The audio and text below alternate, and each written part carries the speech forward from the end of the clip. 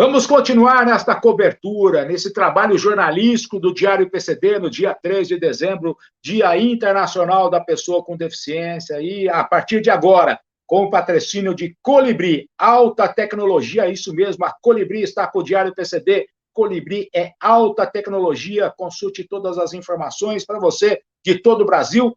A partir deste momento, nós estaremos entrevistando a doutora Linamara Riso Batistella, agora na Rede Luci Montoro, e também foi secretária estadual dos Direitos da Pessoa com Deficiência de São Paulo. Com a doutora Linamara, nós vamos falar sobre a importância da reabilitação para a pessoa com deficiência. Olha que tema interessante, dentro do dia 13 de dezembro, com a doutora Linamara, sobre a importância da reabilitação para a pessoa com deficiência. Quero convidar você a ficar conosco a partir de agora. Deixe os seus comentários, deixe o like, compartilhe essa transmissão. Nós estamos na cobertura especial do dia 13 de dezembro, aqui no Diário PCD.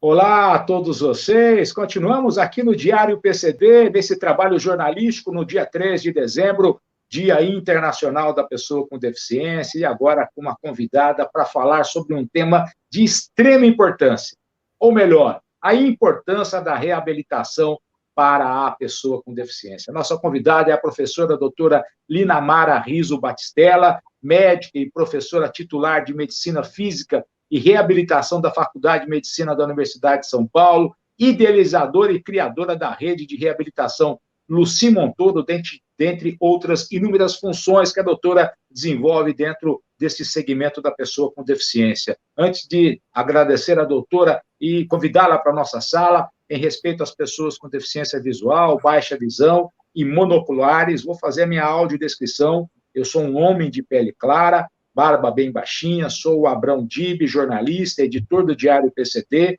estou com óculos de haste fina, lente transparente, cabelo escuro penteado para trás, estou com uma camisa azul. Doutora Linamara, seja muito bem-vinda, é uma grande alegria contar com você aqui, com a doutora, durante essa transmissão aqui do Diário PCD. Que alegria, obrigado por estar conosco. Prazer estar com vocês, um dia importante para ser celebrado, né? Os avanços na política de respeito de direitos humanos das pessoas com deficiência é uma realidade presente, não com a intensidade que nós gostaríamos, mas realmente presente no nosso meio e, no mínimo, no nosso modelo jurídico. Então, é questão de nós brigarmos para que ela fique cada vez mais presente na vida de todos. Você falou de um dos temas que tem como garantia o direito de todos, né? Que é o acesso à saúde de qualidade, a construção da sua própria identidade dentro do sistema de saúde e a garantia de funcionalidade ao longo da vida. A questão da reabilitação não é uma questão das pessoas com deficiência, mas é uma questão de todas as pessoas que se veem prejudicadas na sua função em virtude de uma doença crônica, em virtude de um acidente, ou em virtude de uma condição que já vem desde o nascedouro, desde a vida intrauterina. Então, a reabilitação abraça a questão da funcionalidade, seja ela uma origem física, um distúrbio de um osso que quebrou, seja uma questão orgânica, um órgão que não está funcionando adequadamente, e seja os reflexos cognitivos, né, porque tudo nosso é regulado pelo cérebro, seja o reflexo cognitivo de uma doença ou de uma lesão. Então, a reabilitação é muito importante. Você sabe, Abrão, eu costumo dizer o seguinte, quando a gente escuta o tempo todo isso, criança doente não vai à escola, né? A gente deixa a criança em casa para ela se restabelecer.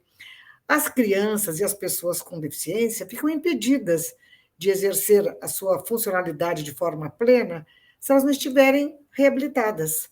A reabilitação prepara o indivíduo para voltar a uma vida plena. E claro que a contrapartida, você sabe disso muito bem, é uma sociedade preparada, com atitudes acessíveis para recepcionar essa pessoa. Isso tem relação direta, né, doutora? A reabilitação para a inclusão social. Sem a reabilitação, você não consegue fazer a inclusão social, não é?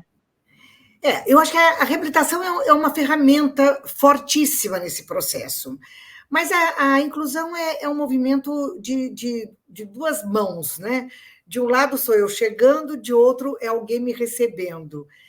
E claro que isso é tão real que a reabilitação se fortaleceu em muitos países, e no Brasil não foi diferente, a partir do esforço da reabilitação profissional, porque ela devolveu esse indivíduo para o segmento do trabalho. Mas o trabalho é uma parcela importante, mas ela não é a única do nosso sentimento de pertencimento. Você precisa estar bem no seu ambiente de trabalho, precisa ser bem recepcionado, precisa ter as ferramentas de acessibilidade, mas você precisa viver isso antes. Isso é tão verdadeiro que a USP criou uma pró-reitoria de inclusão e pertencimento agora. Nós não queremos só que o aluno com deficiência tenha acesso, nós queremos que ele se sinta parte do processo, parte do movimento de mudar a ciência, de mudar a cultura, de mudar a sociedade. Então, nós tínhamos que preparar os espaços, preparar os professores, mas preparar o instrumental didático. Então, o que nós estamos falando é que hoje a reabilitação proporcionou que as pessoas cheguem à sociedade. A reabilitação trouxe para dentro da discussão da sociedade a necessidade de olhar para os direitos das pessoas com deficiência. É uma ferramenta poderosa, a reabilitação, mas ela não funciona de forma isolada. Ela precisa de uma sociedade organizada. Entrevistamos a doutora Linamara Riso Batistella, presidente da Sociedade Paulista de Medicina Física e Reabilitação.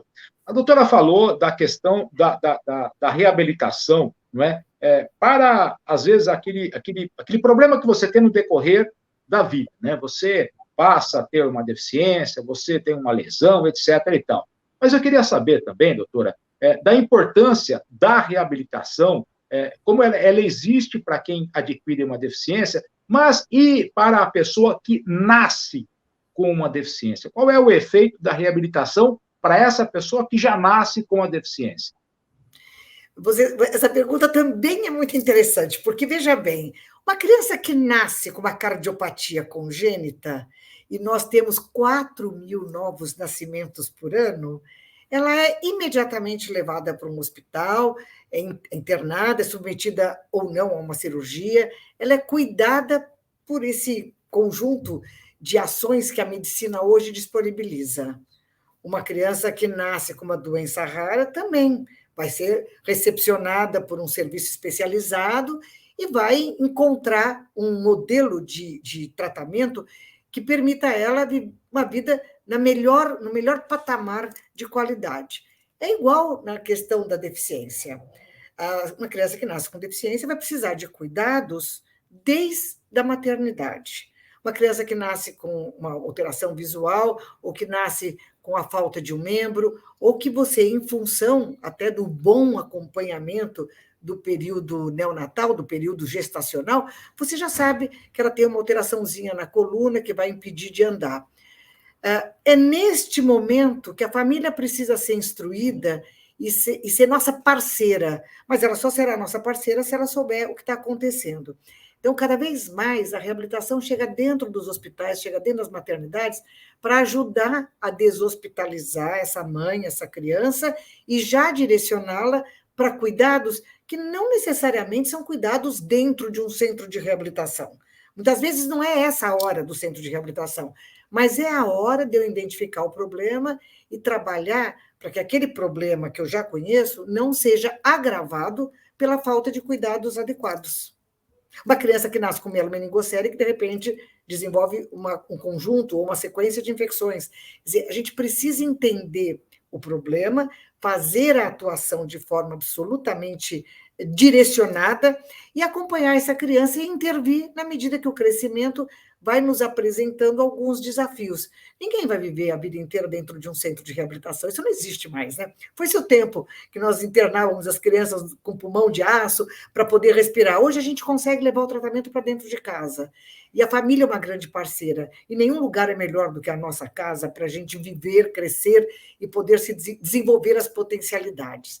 Então, sempre a reabilitação está atrelada à família e ela vai buscando ferramentas que aproximem cada vez mais essa criança, esse jovem, esse adolescente ou esse idoso da sociedade. inclusão social é uma forma de garantir saúde. Você não precisa ter É, medo, mas te tira do meio que você vive, te tiram as amizades, te tiram a convivência familiar e você adoece. Então, a ideia é sempre isso, é trabalhar com a sociedade, é trabalhar com o conjunto dos afetos que a família traz, trabalhar com as experiências da escola, mas não é o médico indo para a escola, nem trazendo a escola para dentro do hospital, como a gente fazia antes. É a orientação à distância, mostrando os caminhos. Isso tem funcionado muito bem, sobretudo aqui no estado de São Paulo. doutora, a senhora fala, né, da pessoa morar no hospital, não é? Nós tivemos 2 casos no Hospital das Clínicas de São Paulo, que foram residentes, né, em função das necessidades, dentro daquela unidade ali, no centro de São Paulo, do Hospital das Clínicas, né, doutora Linamar? Isso mesmo. Paulo e a Eliane, que conhecemos, vimos a, a, a trajetória deles dentro do hospital, e era o que tínhamos para a época, Abrão. Eliane virou uma grande pintora, uma mulher brilhante, inteligentíssima, o Paulo. Eles sobreviveram porque houve este acolhimento. E era o modelo, era o que tínhamos. Hoje não, né? Infelizmente as tecnologias chegam dentro de casa, a gente consegue ter o mesmo cuidado, a mesma intensidade de cuidados, sem privar o paciente de uma vida em família, que isso é importante, a família é parte da nossa saúde. A senhora falou em tecnologia, não é? E aí eu já queria perguntar para a senhora sobre as novidades tecnológicas na área da reabilitação, né? A senhora pode citar algumas delas que nós tivemos aí nos últimos anos, como realmente a novidade na área da reabilitação? Nós temos uma sequência, eu teria que fazer aqui uma grande apresentação. Nós temos uma sequência de tecnologias que melhoraram muito o suporte, vamos dizer, motor, físico, funcional, melhorando marcha, melhorando o suporte para as articulações, ajudando o movimento, quando o movimento não se processa de forma isolada. Então, eu posso ter um exoesqueleto robótico acessado por um sistema de estimulação elétrica funcional. Nem se fale nas tecnologias para você controlar os quadros dolorosos. A dor é um fenômeno muito incapacitante, tira o indivíduo que tem uma artrose, mas tira também o paciente com lesão encefálica da convivência social. Tira uma criança que tenha paralisia cerebral e que tem uma alteração motora e, em função disso, uma sobrecarga da articulação. Então, dor é um fenômeno muito importante e ele precisa ser muito bem tratado pelos especialistas em reabilitação. Tem tecnologias incríveis para isso. Tem tecnologias para fazer uma estimulação cerebral não invasiva. Uma criança que tem retardo do desenvolvimento neuropsicomotor, ou um indivíduo que saiu de um AVC importante, com lesão encefálica e com redução da comunicação, do movimento, você pode fazer um estímulo cerebral. Tem exames para mostrar o local onde eu devo estimular e eu sei exatamente qual é o resultado que eu estou ou não alcançando, para não ficar nenhum tratamento eterno. O tratamento você faz o tratamento e mede se o resultado está sendo eficiente. Nós temos uma possibilidade hoje enorme de monitorar os pacientes à distância. Então, eu não preciso que o paciente venha fazer um trabalho com estimulação elétrica funcional ou monitorar a sua saturação de oxigênio, ele vir diretamente no centro. Eu posso fazer isso à distância, controlando os equipamentos através de plataformas eletrônicas. Isso melhorou muito o suporte no atendimento domiciliar.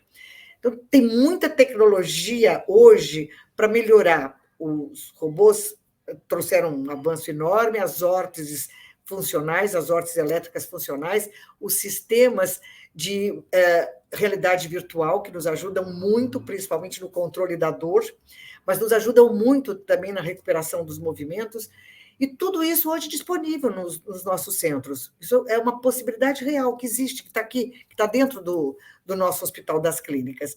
E vão chegar mais. A gente olha para esse panorama dentro do nosso mundo, sobretudo no grande desenvolvimento que nós temos hoje na Ásia e no Hemisfério Norte, e nós entendemos que muita tecnologia vai chegando e todas elas melhorando a vida das pessoas com deficiência. Doutora, acompanhamento à distância, né, do monitoramento à distância desses tratamentos. Eu imagino que isso precisou, de uma hora para outra, ter uma eficácia muito maior. Nós vivemos com a pandemia da Covid-19 há 2 anos. Há 2 anos a questão da Covid-19, e deve ter sido necessário criar, de uma maneira muito rápida, uma nova realidade para o atendimento dos pacientes. Durante esse tempo todo, doutor, o que é que surgiu de novo na área da reabilitação, mesmo na pandemia da Covid-19? Então, nós desenvolvemos uma série de equipamentos que nós podemos monitorar o paciente à distância no tratamento, no exercício. Mas o que foi muito impactante e que nos ajudou muito foi identificar o sofrimento desse paciente à distância no longo Covid.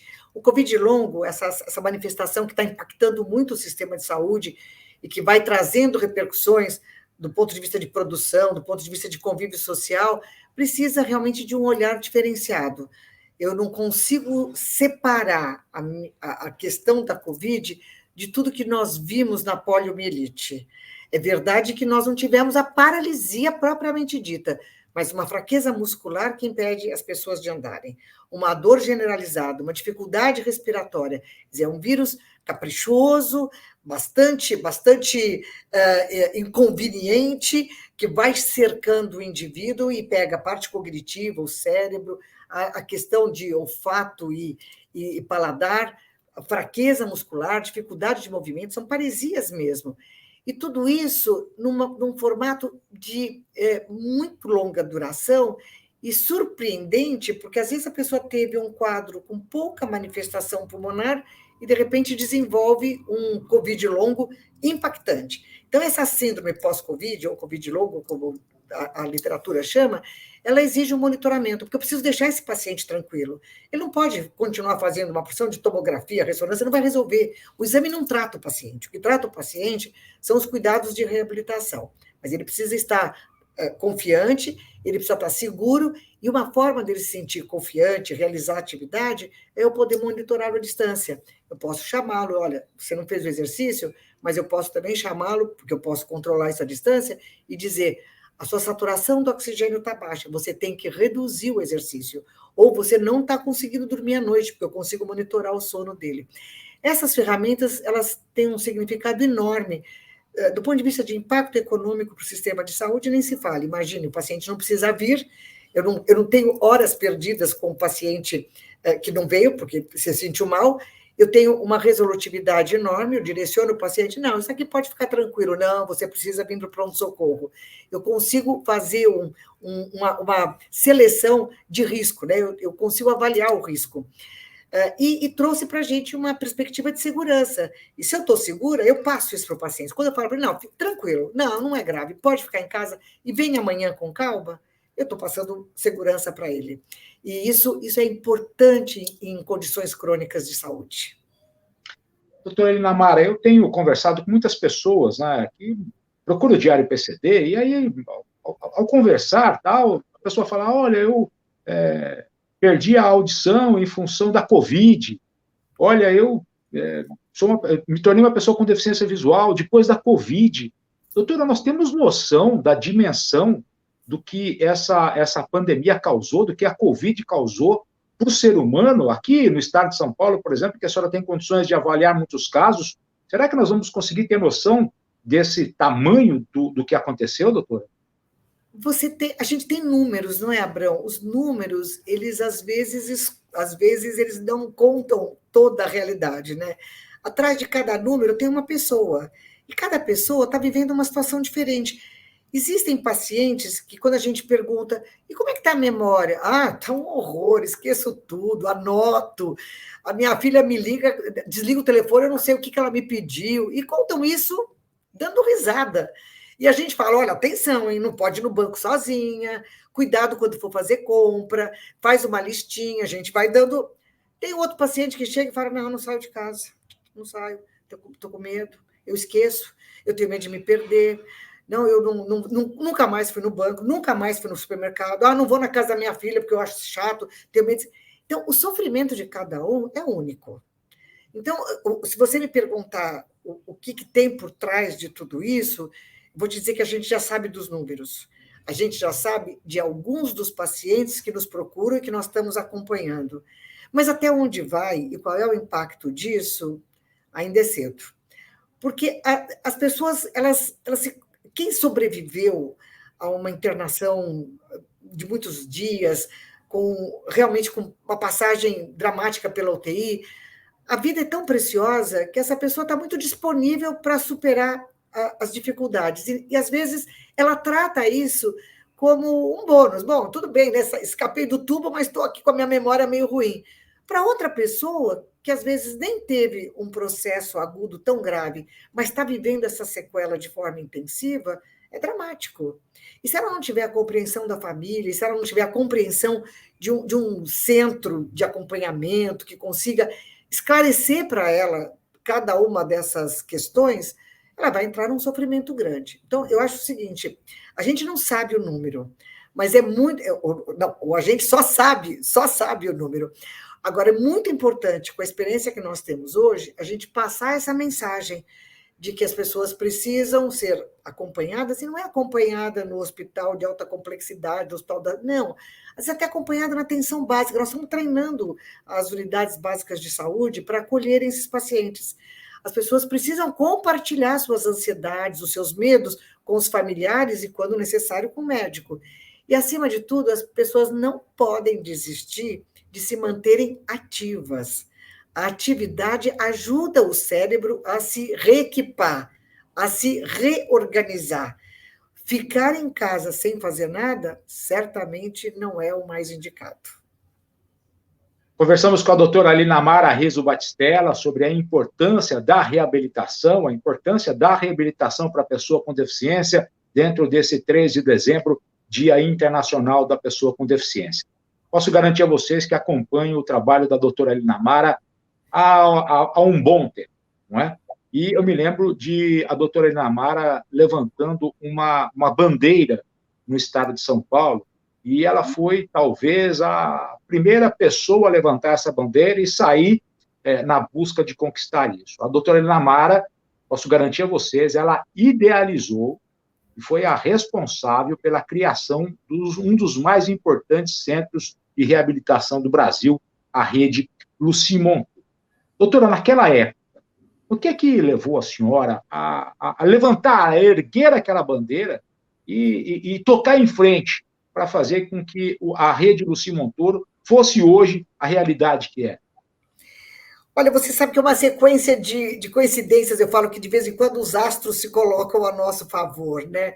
Era o governo o José Serra foi ministro da Saúde, ele sempre teve muita sensibilidade pela causa, e ele me convidou para compartilhar com um grupo muito ativo do Ministério da Saúde, pessoas muito experientes e técnicos de altíssimo padrão. O nosso SUS tem realmente um conhecimento e uma capacidade enorme para discutir um pouco as questões que envolvem as pessoas com deficiência, do ponto de vista de todas as deficiências. Ele estava interessado em que nós e o Ministério da Saúde conversássemos sobre os caminhos para o deficiente auditivo, visual, o deficiente intelectual e o deficiente físico. E foi uma conversa muito boa, formou-se um grupo muito importante. Eu quero sempre lembrar o nome da Isabel Maior, que hoje está no Rio de Janeiro, foi uma figura importantíssima nessa área.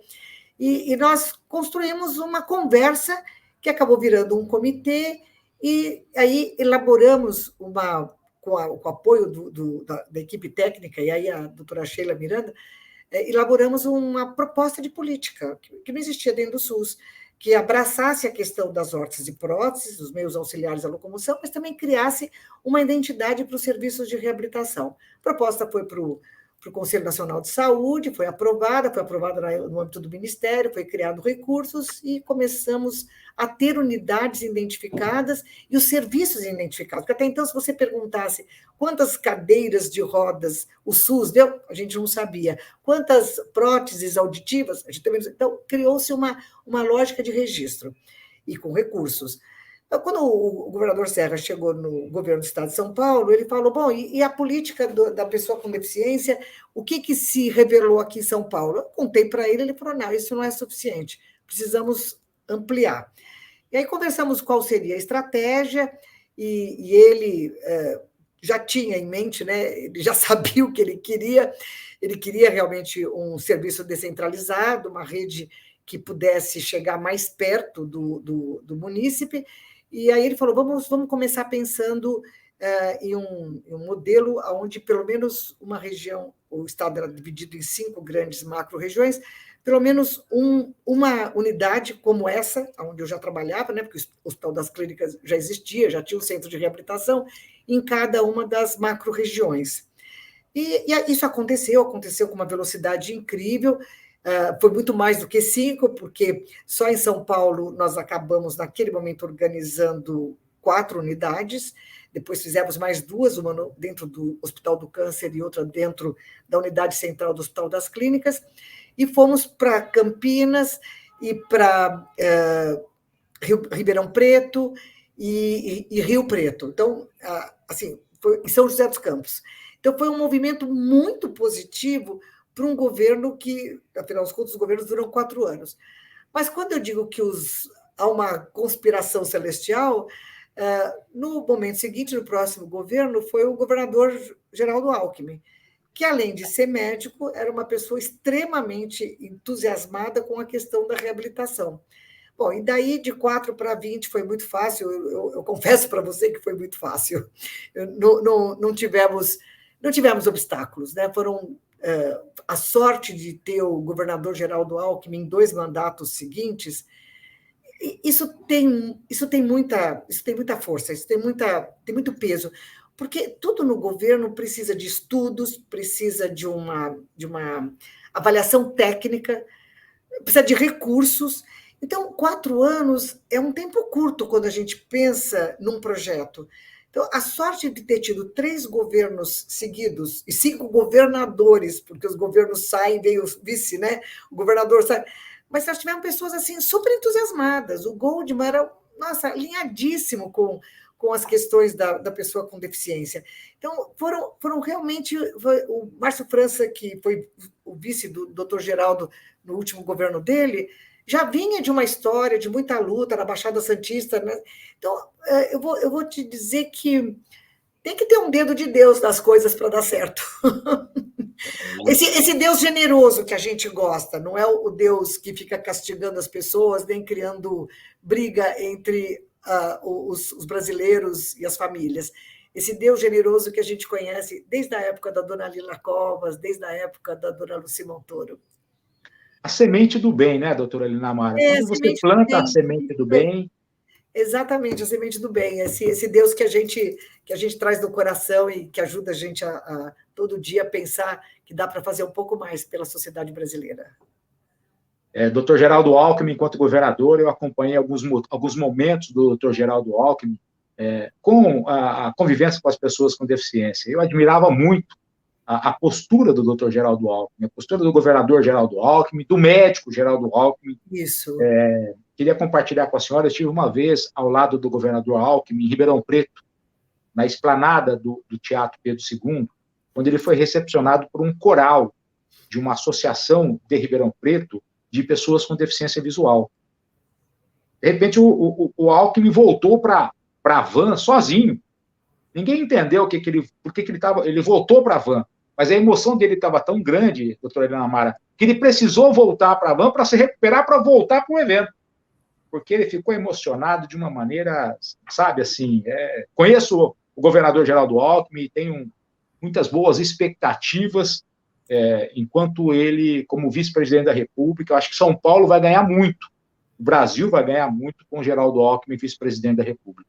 Você sabe que o doutor Geraldo é um homem de justiça em primeiro lugar, né? Então, quando todo mundo me fala São Paulo vai ganhar muito, eu falo, olha, vai ser bem dividido com todo o Brasil, porque ele seria incapaz de pensar só em São Paulo. Ele tem a justiça, é uma coisa que rege a vida dele, né? Mas o Brasil inteiro vai ganhar muito, eu tenho certeza. Eu acho que nós estamos vendo um governo de pessoas que realmente amam a população, amam as pessoas. Então, temos um olhar aí pela frente, temos um momento de muita alegria, e que bom poder comemorar, né, o Dia Internacional da Pessoa com Deficiência, com essa lógica, né, de que as pessoas valem a pena, né? As pessoas sempre valem a pena. Estamos conversando sobre a importância da reabilitação.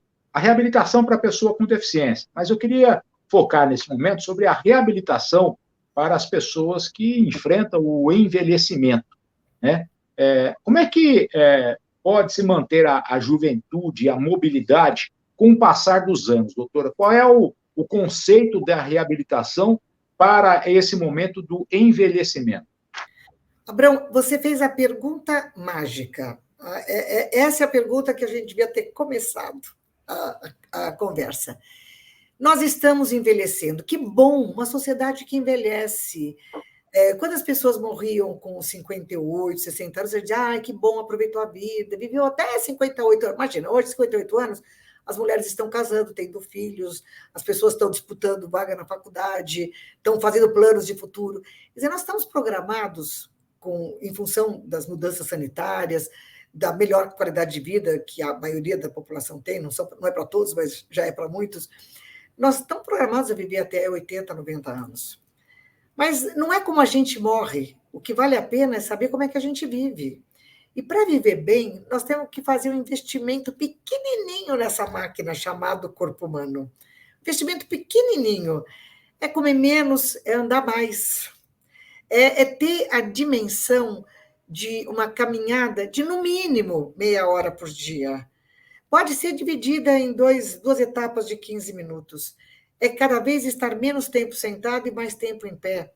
É cuidar do cérebro, olhando para as coisas boas, meditando, dormindo bem. Quer dizer, nós podemos fazer o envelhecimento saudável ser uma realidade na vida de todos com esses cuidados. E se você olhar lá para trás, como é que era a vida dos nossos antepassados, era o que eles faziam. Eles tinham que se deslocar, tinham que andar muito e viviam muito tempo sem nenhum suporte médico. A medicina era tão pequenininha na vida das pessoas, tão distante da realidade do cotidiano, e as pessoas envelheciam bem. E a modernidade que nos trouxe tanto conforto não nos ajuda nesse processo de garantia de saúde. Agora, acima de tudo, a questão dos hábitos alimentares. Nós nos alimentamos muito e mal. Nós precisamos comer o certo, na quantidade certa, e realmente ter uma preocupação com o acúmulo de peso. Isso é uma realidade. A gente goste ou não, a obesidade, o sobrepeso, traduz um grande problema em termos de envelhecimento com qualidade. Então, a atividade física e a atividade mental. A gente não pode deixar o cérebro descansar. O cérebro tem que descansar 8 horas por noite. Deve dormir no escuro, num ambiente agradável, de preferência depois de um período de acalmia. Pode ouvir uma boa música, pode ler uma oração ou pode ler um poema, mas tem que acalmar o cérebro para dormir. Dormir 8 horas, dormir 7 horas, não precisa mais que isso. E o resto do dia, fazer o cérebro realmente funcionar. Nós vamos ser no futuro o que nós fizermos no presente. Doutora Linamara Riso Batistella. Como é bom conversar com a doutora Linamara. Como é ótimo conversar com a doutora Linamara. Doutora, 3 de dezembro, Dia Internacional das Pessoas com Deficiência. A ONU definiu um tema, soluções transformadoras para o desenvolvimento inclusivo, o papel da inovação na condução de um mundo acessível e equitativo. O que é que nós podemos destacar de conquistas desse segmento nesses últimos anos, doutora Linamara? Eu vou te dizer que tem uma coisa muito divertida, que foi o resultado da pandemia, né? Ficamos todos transformados em grandes sentadores. Ficamos todos em casa. Todos nós distante dos estímulos que pareciam impossíveis viver sem. E sobrevivemos. E aprendemos que é possível uma comunicação eficiente a partir de uma eliminação das barreiras digitais, que já era uma história lá atrás e que agora é uma obrigação. Então, o mundo digital oferece incríveis oportunidades, o teletrabalho, que foi tão discutido há 20 anos atrás, tão falado há 10 anos atrás como uma proposta, tão criticado pelos organismos de controle, hoje é a solução não apenas para a pessoa com deficiência, mas para a gente reduzir os agravos às mudanças climáticas, né? Vamos gastar menos combustível por aí. Então, tem uma história muito interessante que essa pandemia nos trouxe e que mostra que, sim, a tecnologia veio para nos ajudar, veio para reduzir as diferenças. Eu não preciso me deslocar para uma consulta. Se isso é bom para qualquer um, imagine uma pessoa que tenha limitação de movimento, que esteja numa cadeira de rodas, que more num ambiente pouco acessível. Se eu preciso trabalhar no ambiente digital, ótimo, vamos eliminar todas as barreiras e facilitar que esse ambiente digital esteja efetivamente garantido, sem barreiras. Vamos nos comunicar mais, porque a comunicação é parte integrante da vida e atrás da tela todo mundo fica igual. Né? Então, não tem a limitação e, às vezes, aquela pontinha de preconceito, ele não vai conseguir. Vamos ampliar o mercado de trabalho, porque a tecnologia nos permite, vamos melhorar as interações, porque a tecnologia nos permite, vamos acompanhar melhor as disfunções que é parte, né? Parte da nossa condição humana e da condição de saúde, através dos mecanismos digitais. E vamos devolver em soluções aquilo que a tecnologia nos ofereceu na linha de registros de informações. Não é simplesmente você ter um dado, é você conseguir correlacionar e saber a melhor intervenção para cada um. Vamos monitorar o clima, o meio ambiente, o sistema de transporte e vamos dar para as pessoas com deficiência o acesso igualitário, exatamente como qualquer outra pessoa sem deficiência. A comunicação nos ajuda também a derrubar os preconceitos, não é? Eu tenho visto no jornalismo a mudança das cores e formas que a televisão está nos oferecendo. Porque, finalmente, nós entendemos que o mundo é feito por coisas e pessoas diferentes. Se essas pessoas estiverem no cenário, as coisas que são diferentes vão ficar muito parecidas. Então, o que nós precisamos é isso mesmo, é trabalhar para que, nesse mundo digital, onde nós aprendemos a reduzir as diferenças, a gente leve para o mundo físico esse aprendizado e transforme esse mundo físico num mundo mais acolhedor, com mais facilidade de deslocamento, com mais segurança no deslocamento, e onde todos possam exercer as suas funções e ajudar na construção das riquezas do nosso país. Doutora Linamara Rizzo Batistella, ela é presidente do Conselho Diretor do Instituto de Medicina Física e Reabilitação do Hospital das Clínicas da Faculdade de Medicina da USP. Como é que a senhora pode comentar com a gente sobre o Brasil? O Brasil está alinhado ao que o resto do mundo oferece às pessoas com deficiência? Nós temos uma equiparação, doutora Linamara? Eu acho que quando a gente fala em mundo, é muito. A gente está sempre querendo comparar com o hemisfério norte, como acontece com a Alemanha, como acontece nos Estados Unidos, na Inglaterra. E a gente tinha que olhar para o mundo como um todo. Quando a gente olha para o hemisfério sul, eu tenho certeza que, com algumas poucas e honrosas exceções, nós estamos muito bem colocados. Nós temos tudo? Não. Nós temos tudo em todo o território nacional? Não. Mas nós temos uma política consistente, nós temos pessoas com deficiência militando pelos seus direitos, isso é importante, isso é muito importante. Nós temos uma imprensa acessível que traz esse tema com frequência para a grande população. Então, nós estamos caminhando. Não está tudo resolvido em nenhum lugar do mundo, porque não está tudo resolvido para ninguém nesse planeta. O recorte de pessoas com deficiência nos ajuda a enxergar que o planeta está precisando de um tratamento.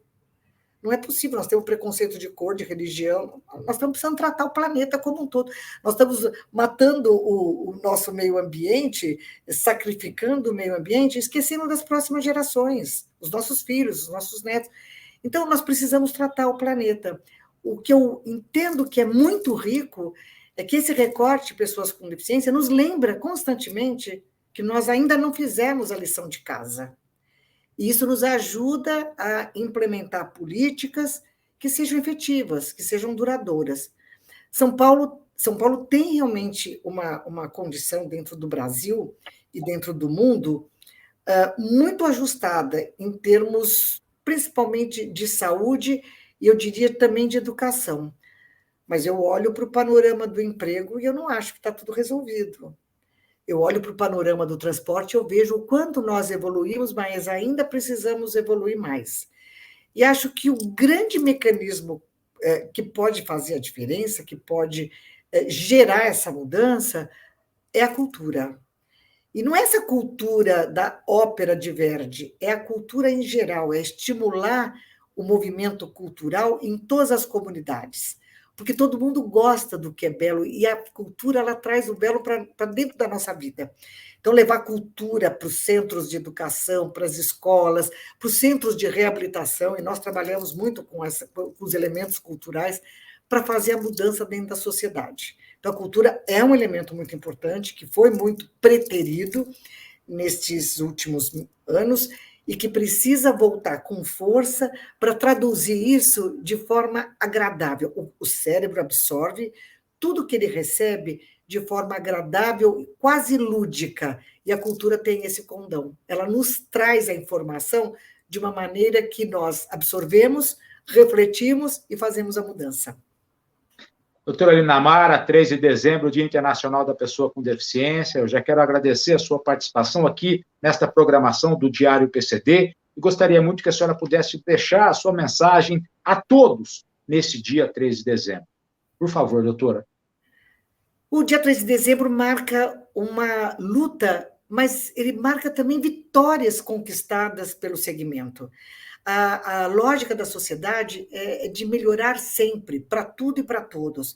Pessoas com e sem deficiência precisam continuar unidas, lutando pelo mundo e para um mundo melhor para todos.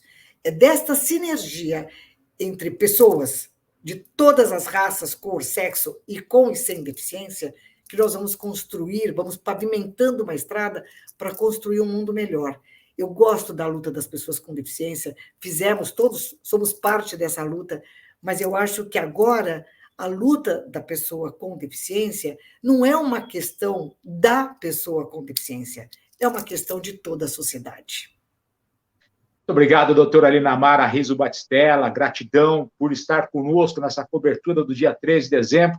Espero contar com a senhora em uma outra oportunidade. Muitíssimo obrigado, doutora. Um abraço, boa tarde. Muito obrigado, doutora Aline Amara Riso Batistella, participando dessa cobertura, a importância da reabilitação para a pessoa com deficiência. Fique aqui no Diário PCD. Em seguida, mais um tema para você nesta cobertura desse sábado, 3 de dezembro.